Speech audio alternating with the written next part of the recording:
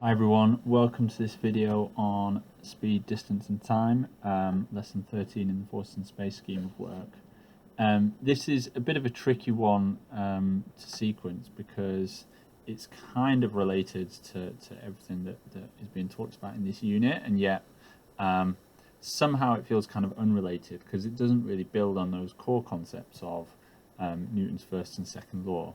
But I think it's an important thing to put in there. And what I would emphasize is this is not a lesson on the speed, distance, time equation. This is not a time for formula triangles or anything like that, because really at key stage 3 in physics, what we want to be doing is getting students thinking in terms of the concept. So I would advocate drawing diagrams and doing a kind of geometric approach to solve these problems, because in maths, and then certainly in physics in year 10, or 11, students will have plenty of opportunity to use the equation.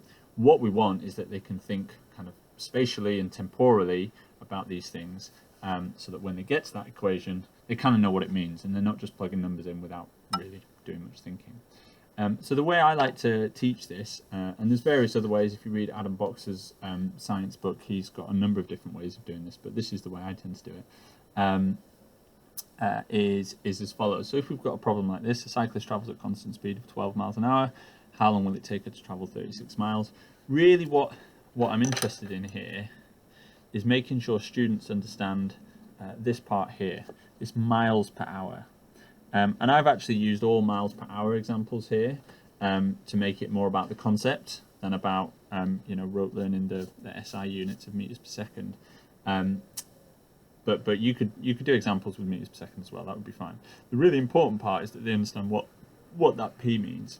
And really what that means is in 1 hour, if I'm traveling at the constant speed, I'm going to go 12 miles. So what I tend to do with these problems is represent time in terms of space, which is slightly confusing. But anyway, what I tend to do is say, okay, I'm going to draw a number line.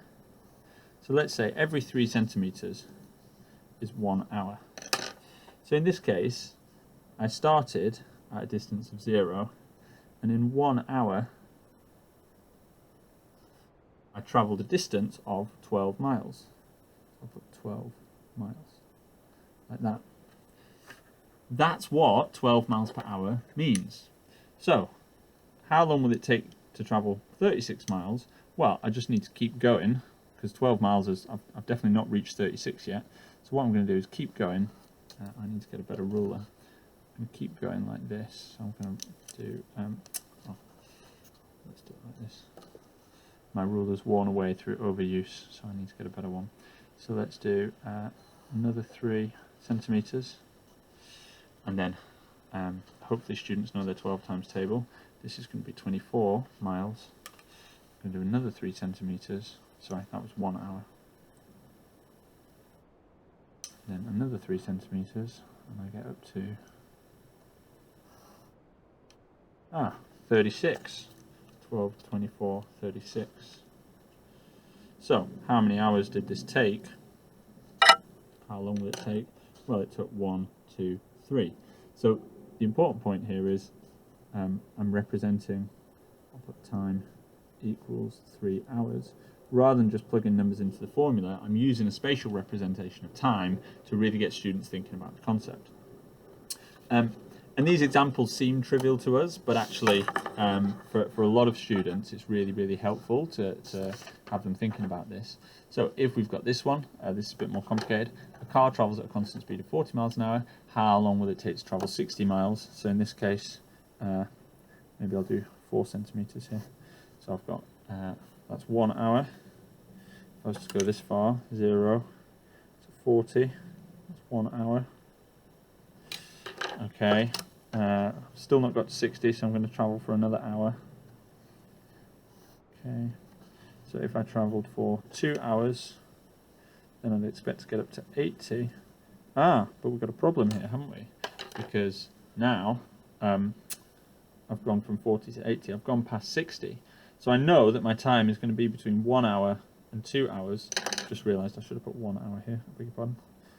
I'm thinking in terms of scale, so that's 1 hour. Okay, well 40 and 80, 60 is halfway between those. So I'm going to draw another line here, like this, and say at this point here, that's where I get to 60 miles, exactly halfway between. So that's 1 hour plus half an hour. Got half hour here like that. So in this case, my time is going to be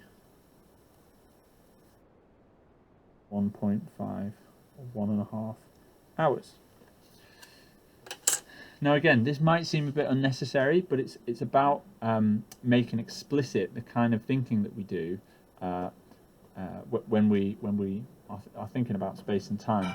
And again, the equation is really, really handy. We want them to use the equation later, but we want them first to see where that equation comes from. So let's look at another couple of examples. So this one is changing the variable this time. So a driver sets their cruise control at 70 miles per hour. How far do they travel in 3.5 hours? So I'll do 4 centimeters again for each hour, because it's not really about scale here. So I've got 1 hour here. And by this point you might want to get students to have a go on whiteboards, but I'm going to model it. So in 1 hour I go 70 miles, that's what 70 miles per hour means. So in the next hour I'm going to go another 70 miles, so that's another 1 hour, and that's 140.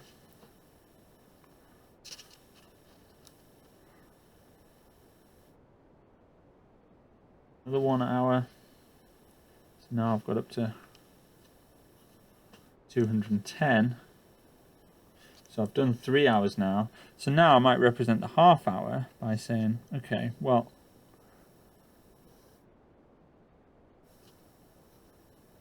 I'll put half hour. So it was 3.5 hours, half hour. And what students need to recognize is this is just going to be half times 70, because I didn't quite make it 70, I made it half of that time, which is equal to 35. So, sorry, and I should have put 210 plus that. So, plus 210 plus 210. So I get 245 miles. And that's going to be my distance. And again, I'm not really that bothered about how students lay it out at this point. What I want them to see is the thinking that's going on. So I'll finish with, or not quite finish because I've got one more after this. So again, this is now looking at speed. So a person walks 24 miles in 8 hours. Again, what we're going to do here is spatially represent time to complete this example. I'm just going to move my visualizer a bit like that. So what I'm doing here is saying, well, 8 hours, that's going to be my time. So I'm going to do, how shall I do this? I'll just do it 1 to 8. Let's keep it simple. So I've travelled 8 hours. And again, what we're doing here is that spatial representation of time. So it's giving students a new way of thinking about space and time. That's the idea. So these are my hours. So that's 1 hour, 1 hour, 1 hour, 1 hour, 1 hour, 1 hour, 1 hour, 1 hour. So this is my 8 hours, and I know that I went from 0 to 24 miles in those 8 hours. Now, what I need to work out is how many miles did I go in each hour. And again, by representing it as the number line, you avoid any sort of risk, hopefully, of kind of doing the wrong division or anything like that. I just think it's really, really obvious that, well, if I've got 24 and I've got 8 hours, I'm going to have to split that into 8. So I'm going to have to do 24 divided by 8, which is going to be 3s. So I'm going to do 3, 6, 9, 12, 1, 24 miles. What does this mean? In 1 hour I go 3 miles. That means my speed is equal to 3 miles per hour. So that's another way of thinking about speed, rather than just plugging numbers into the equation. The last example that I'll do here is just where it gets a bit more tricky. But again, I think I just think this is really, really useful for students to be able to think like this. I'm sure all you guys think like this, and it's something that we should pass on to our students. So a jogger averages a speed of 6 miles per hour. How far can she run in 40 minutes? So here we've got this complication that we've got our speed is in miles per hour, but our time is in minutes. Now, rather than just doing unit conversions in the kind of algebraic way that we usually do, let's just use our method of turning time into space. So if I can go 6 miles in 1 hour, let's now think about it like this. I'll do 12 just to make it a bit more obvious. So let's turn time into space and say, okay,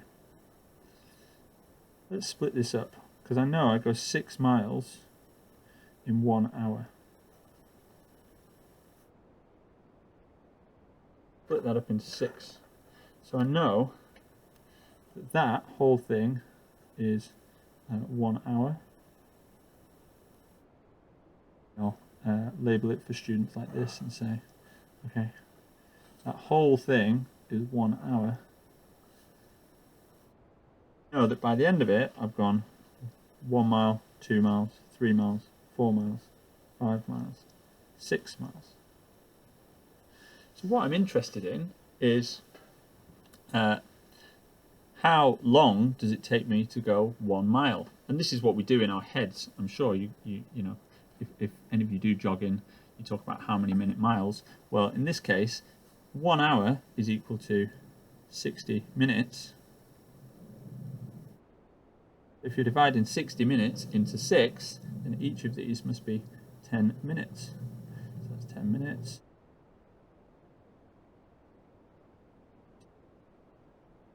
Now, you would probably want to write mins. Fusion between meters or miles, 10 minutes. So the question is, how far can I go in 40 minutes? Well, in 10 minutes, I go 1 mile. In 20 minutes, I go 2 miles. In 30 minutes, I go 3 miles. In 40 minutes, I go 4 miles. So my distance here is equal to 4 miles. So again, no algebra in sight.